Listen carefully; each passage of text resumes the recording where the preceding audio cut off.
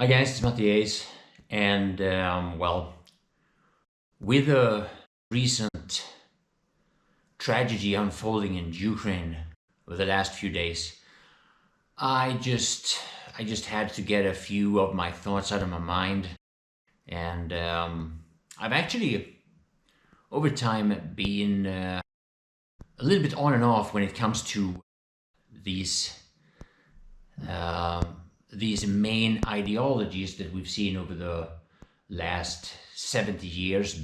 Basically, it's been capitalism versus communism, and I kind of lost focus on that. I kind of lost interest about 15 years ago, maybe something like that, because the more I learned about communism, the more I talked to people that were communists or tried to defend communism. Over time, they also got weaker and weaker in their arguments, and it just seemed pointless. And then Putin attacks Ukraine.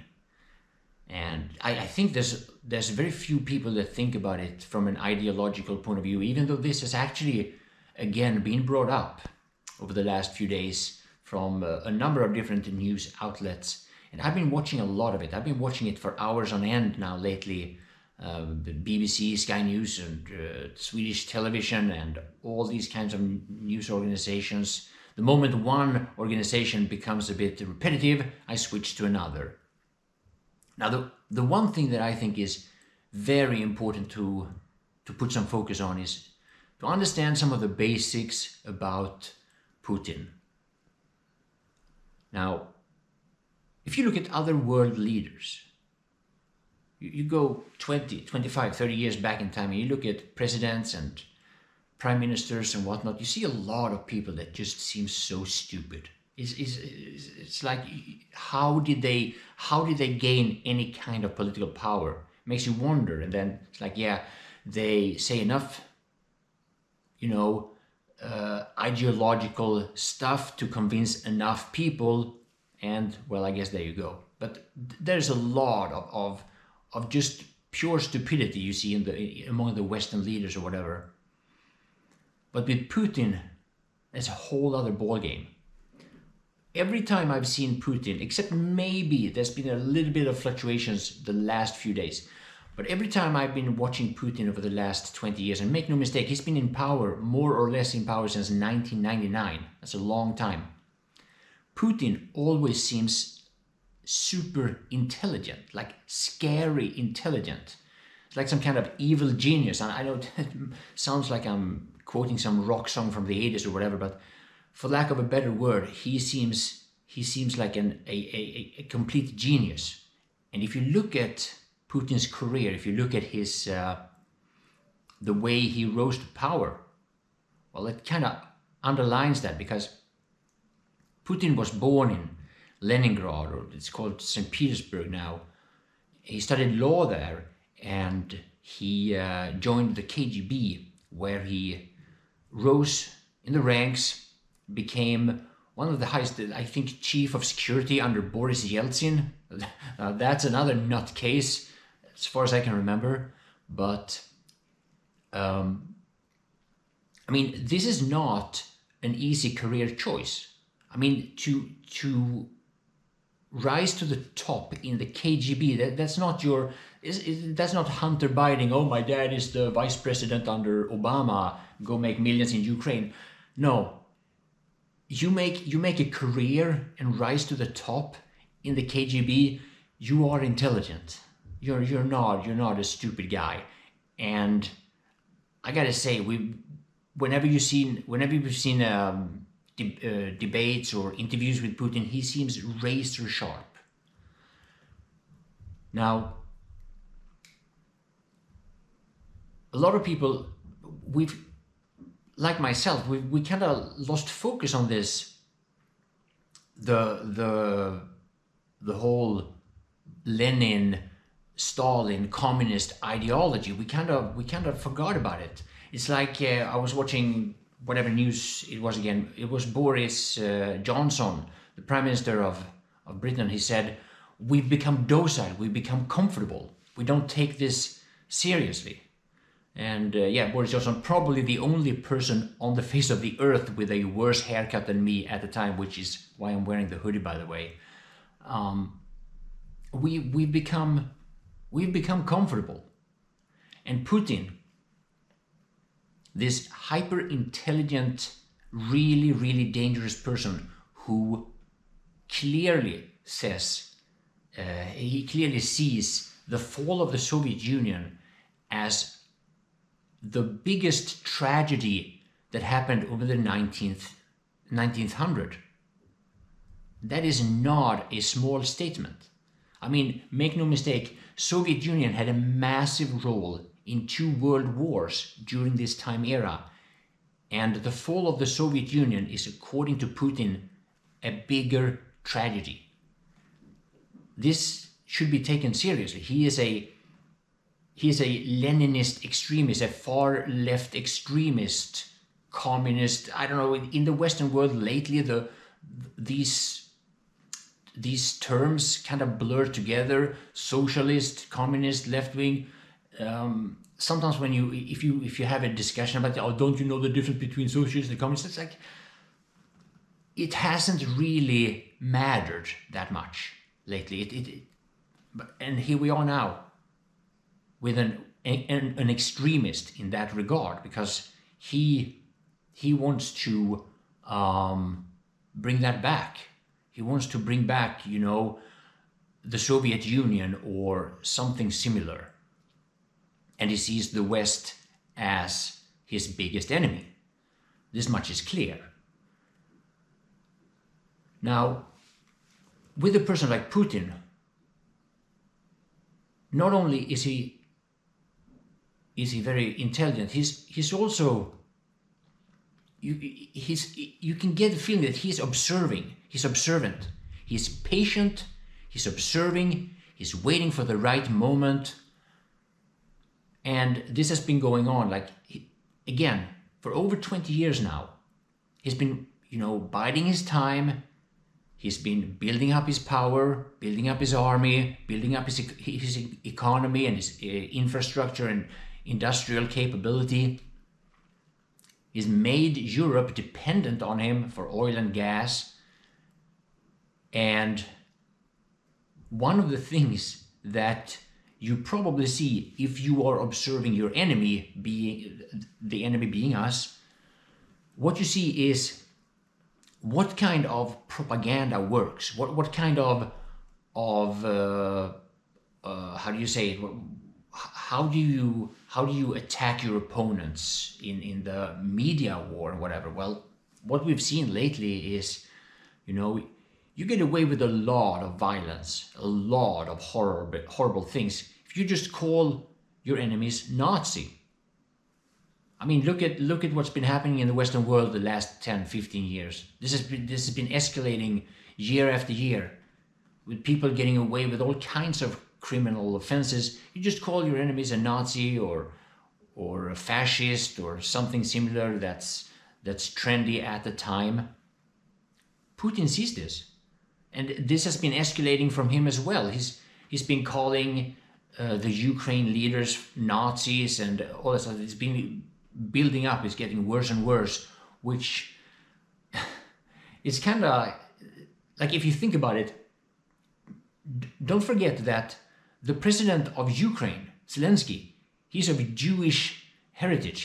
I don't know if he's a Jew himself, if he's a practicing Jew, but he comes from a Jewish background. His parents were Jews. And still, Putin calls them Nazis. They need to be they're gonna invade, or, yeah, what's the word? Denazification? I think that's the word he was using. Yeah. What they're doing, according to him, is denazification against a Jewish-ish president.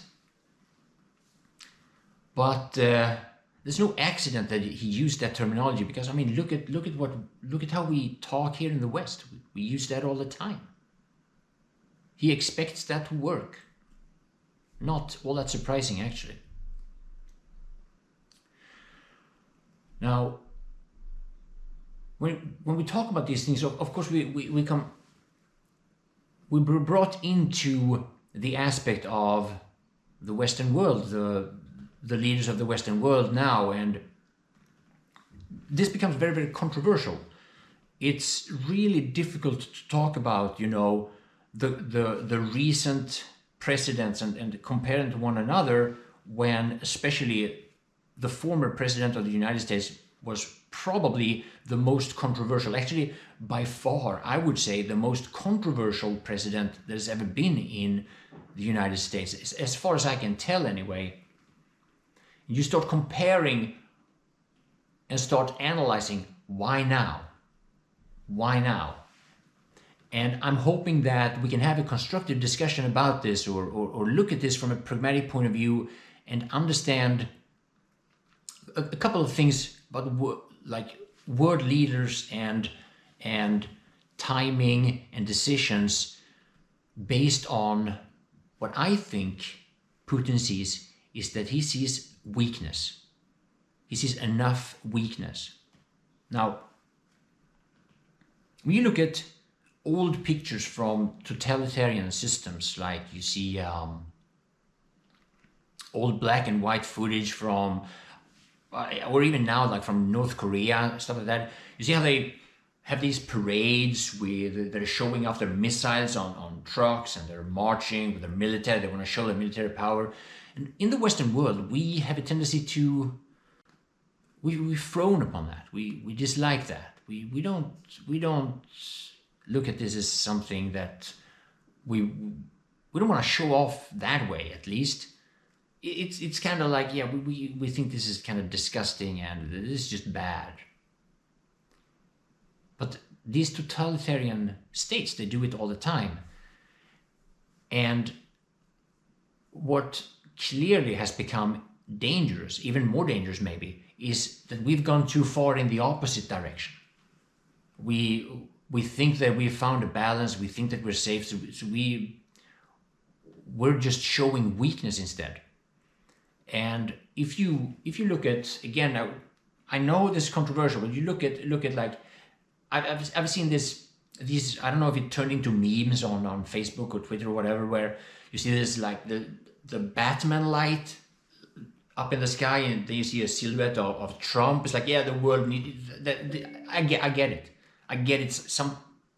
A lot of people look at it that way, like with Trump this and with Trump that, this would never, well, whatever, I think that's not the most pragmatic discussion at the moment. Joe Biden is the president. He was elected. That's what we have now. But it is definitely worth comparing a few aspects. Like, there's a couple of things that I want to came to mind is I want to bring up is that Trump did a couple of things that's kind of interesting in this context. For example, he had a dinner with Xi Jinping. I think maybe I slaughtered the name, the Chinese president. This was during the Syrian war, and while sitting there at dinner, Trump ordered, there was something about the timing. He sent those Tomahawk missiles into Syria to bomb an airport, and he told Xi Jinping this while they were having dinner. It's like, yeah, oh yeah, by the way, I just sent these Tomahawk missiles into Syria here to just because of this and that, and it was the use of gas from Assad, remember? And in the Western world, it's like, oh my, you're such a bully, that's so bad, like that choice of word and all that stuff. But those things on the geopolitical globe, the big, with the world powers, when it comes to these conflicts, showing power like that, it's probably not such a bad thing. I mean, it's bad that it's necessary, and the act itself, yeah, I understand that you can make 1,000 arguments about how bad it is. But going too far in the opposite direction and more or less showing weakness, that is even worse. Well, apparently anyway. Now, And there are other things. I mean, there are a lot of footage. There's a lot of news coverage of Trump being very strict on that the military, we can never cut anything from the military budget or anything, and NATO this and NATO that, and he's pushing the other NATO states to build up to spend more money on their defense and all that stuff. This is showing that you care about security, you want to show strength, you have strength, you're building up strength. And what makes me really worried now is when you see Joe Biden, it's like when you see him talk, when you see him, remember when I made fun of Biden, that speech he had when, I don't know, he got kind of lost. It's like the best thing to get something done if you hold near and dear, and then he loses. Like anyway, it's like with Biden, I don't know. People say that he used to be sharp. He used to be really focused. He used to be really good at articulating and stuff like that. Now, when you see, I don't know. It's like, you know, the light is on, but I don't know if there's anybody home. I'm really concerned about Biden in that sense. Like I'm concerned that maybe he's sick. I mean, I don't know. Is it? I don't know if somebody said that he's the oldest president we have. Maybe he's too old. I don't know, but I'm actually seriously concerned that Biden might be sick. And they're like, look at how when he's standing when he's holding his speeches or whatever, and he's like staring like that. It's like trying to look focused or something. He has this, but he's not really there. I guess, I don't know. It's a little bit uncomfortable, really. And he's slurring and blurring all the time now. Maybe he has a hard time reading the teleprompter or something. But I'm not the only one who's mentioned that. I've seen a lot of people talking about this. So, yeah, we have economic sanctions, though. Yep. I don't know. Is that gonna help? I don't see that helping at all. We the Western world have built up China to a global superpower. All the Western world put their production in China. That happened like 25 years ago or whatever. When all the companies, I remember when it happened in Sweden. I was watching it in Sweden.